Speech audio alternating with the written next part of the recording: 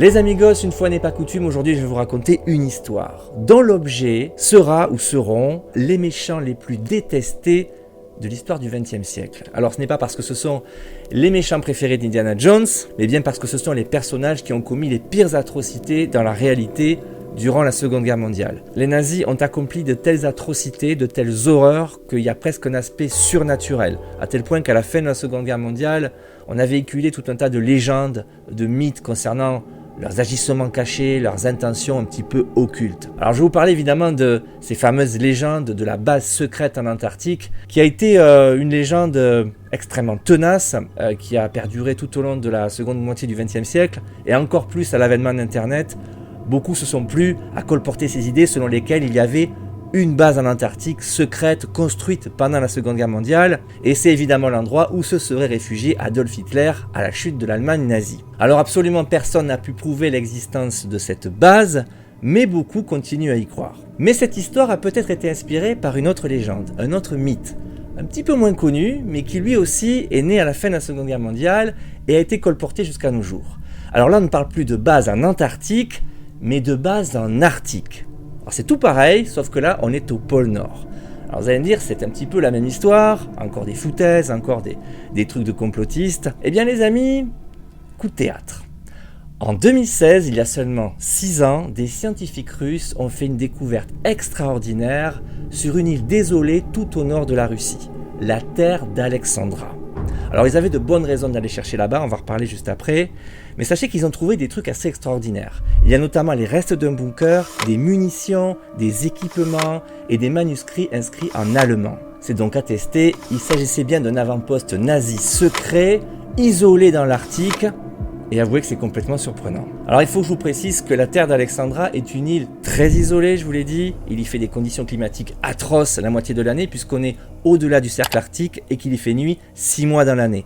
On est à 1000 km du pôle Nord et à 4000 km de Berlin. Alors pourquoi les Allemands, durant la Seconde Guerre mondiale, ont-ils pris la peine d'aller créer cet avant-poste aussi isolé au milieu de nulle part? Alors tout commence en 1941, donc nous sommes au beau milieu de la Seconde Guerre mondiale, lorsqu'Adolf Hitler décide de rompre le pacte de non-agression avec l'Union soviétique. Donc il dit à Staline, je m'en fous de notre contrat, je t'attaque. Donc Hitler déclenche à ce moment-là une des phases les plus meurtrières de la Seconde Guerre mondiale. On va avoir des millions de morts dans l'Est, entre les pays de l'Est et Moscou, et le point d'orgue le plus connu sera évidemment la bataille de Stalingrad.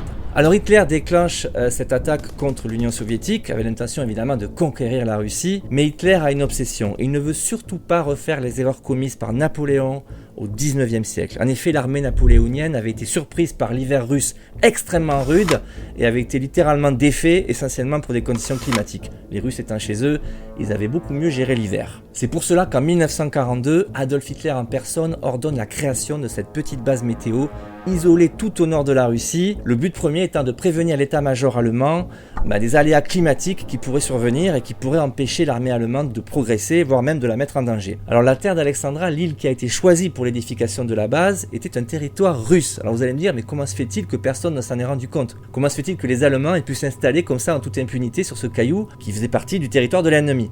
Eh bien nous étions en pleine Seconde Guerre mondiale, nous sommes tout au nord sur une terre désolée, et il faut le croire, il n'y avait absolument personne pour surveiller. L'attention des Russes était complètement portée sur la guerre sur le continent.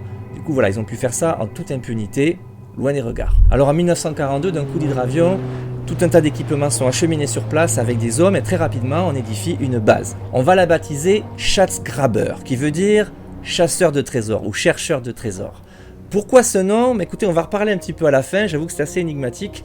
Et pour le moment, on va s'en tenir là. Schatzgraber. C'est donc une toute petite base composée d'un bâtiment, d'un abri pour les hommes et de pas mal d'équipements, dont du matériel météorologique, mais aussi des munitions au cas où les Russes s'aperçoivent de leur présence.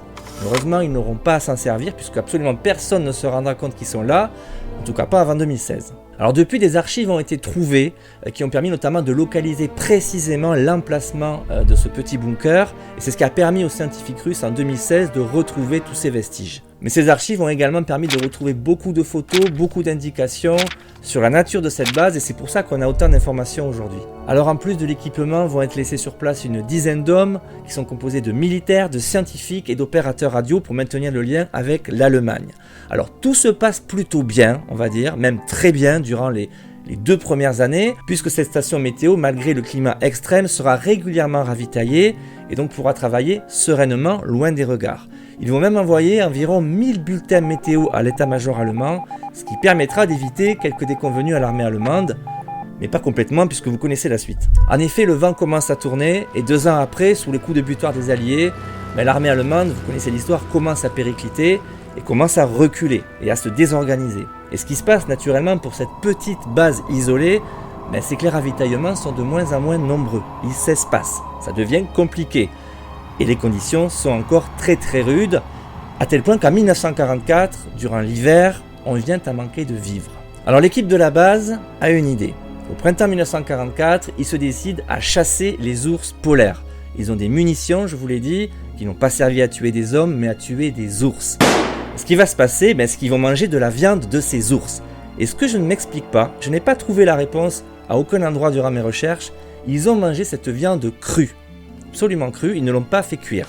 C'est un peu surprenant, dans un milieu polaire où il fait très froid, on a envie de manger chaud. Ma seule théorie, c'est peut-être qu'ils avaient en tête d'économiser le combustible qu'ils avaient à disposition. Peut-être ont-ils préféré le garder pour se chauffer, au lieu de faire chauffer les aliments, ce qui explique pourquoi ils ont mangé cette viande crue. Et ça a été un très très mauvais choix, une très très mauvaise idée, puisque très rapidement, la majeure partie de l'équipe est tombée gravement malade. Alors il faut préciser que la viande d'ours polaire, comme la viande de beaucoup d'animaux sauvages, est farcie de parasites, et notamment de vers. Et si vous ne faites pas cuire convenablement cette viande, vous allez souffrir rapidement de parasitose. Ça veut dire que de nombreux vers vont se répandre et se multiplier dans votre intestin, et dans certains cas, si on ne fait rien, ils peuvent atteindre certains organes, notamment le foie. Et à terme, ça peut engendrer la mort. Alors une grande partie de l'équipe est atteinte de cette fameuse parasitose et leur état s'aggrave rapidement. Ils sont tous atteints de vomissements, de diarrhée, ils maigrissent, ils sont épuisés et leur état général empire de jour en jour. Alors évidemment, l'alerte a été passée pour une évacuation. Vous connaissez la situation, nous sommes au printemps 1944, c'est compliqué pour l'Allemagne. Et évidemment, c'est un petit peu le cadet des soucis de l'état-major allemand d'évacuer ces hommes. C'est en juillet 1944 seulement qu'un hydravion sera enfin dépêché sur place pour évacuer les hommes. Et l'équipe qui est venue à leur secours va trouver des hommes complètement épuisés. Certains souffrent vraiment d'une parasitose très avancée, ils sont très affaiblis, ils sont évacués en urgence. Et il faut savoir que juste après leur retour, la moitié de l'équipe décédera. Dès le départ de l'hydravion, la base est totalement abandonnée et plus personne ne viendra voir ce bunker avant 2016. Ce sont donc 72 ans qui vont passer avant que les fameux scientifiques russes arrivent il y a 6 ans et fassent cette découverte. Alors j'ai trouvé cette histoire réellement fascinante, surtout que je ne la connaissais pas. J'ai trouvé tout ça en faisant quelques recherches sur internet récemment pour un tout autre sujet, mais ça m'a complètement fasciné. Alors j'ai fait immédiatement le parallèle avec les fameuses rumeurs de bases secrètes en Antarctique. Ça, on n'a pas prouvé, mais sachez en tout cas que voilà, c'est avéré, il y avait une base secrète en Arctique. Un dernier point, les amis, je voulais revenir sur le nom de cette base. Schatzgraber, chercheur de trésors. Alors j'ai lu ici ou là qu'il pouvait s'agir évidemment d'un nom de code, comme on fait souvent dans le milieu militaire, mais quelques rumeurs courent selon lesquelles les Allemands seraient partis là-bas pour chercher un trésor, ou cacher un trésor, on ne sait pas trop. Peut-être un artefact. Et quand on connaît l'attrait des Allemands, des nazis, à cette époque, pour tout ce qui relevait de l'occulte, ils étaient un petit peu en quête d'un pouvoir majeur pour asseoir leur pouvoir sur le monde. Peut-être étaient-ils partis là-bas pour d'autres raisons que la météorologie. Peut-être étaient-ils en quête d'un artefact mystérieux. Et j'ai envie de vous dire une chose, les amis. Si Indiana Jones avait existé, il serait sûrement parti là-bas mettre son nez. Il aurait volé l'artefact aux Allemands pour le mettre dans un musée, bien sûr. Et il aurait foutu une bonne branlée aux nazis. Voilà les amis, c'est la fin de cette vidéo, j'espère vraiment que vous avez passé un bon moment. Je vous dis à la semaine prochaine pour une nouvelle aventure. N'oubliez pas de vous abonner, de liker, de partager et à très bientôt pour une nouvelle histoire. Ciao.